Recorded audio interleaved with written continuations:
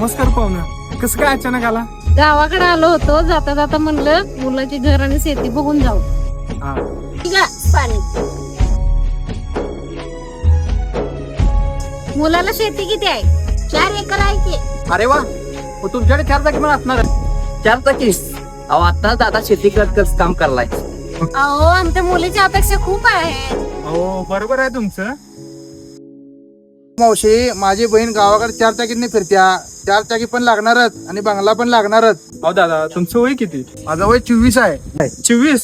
मग तुमची 4 चाकी आणि बंगला असेल की? आहे की माझ्या फादरची. अरे बाळा, ती तर तुझ्या बापानं कमवत. मी बी रात्र दिवस कष्ट करून 4 एकर शेती बंगला बांधलायच की. आणि या 24 वर्षाच्या मुलाची काय अपेक्षा करलायस तू? आता मुली लग्नाला आल्यात, अजून थोड्या दिवसात माझा मुलगा बी सेटल होईलच की. अहो काकी, तुमच्या 24 वर्षाच्या मुलग्याला जमलं नाही, त्याच 24 वर्षाच्या मुलग्याकडनं कसं काय अपेक्षा करू शकताय? तुम्ही आलाय ना, चहा घ्या, जाताना जेवण करून जाऊ.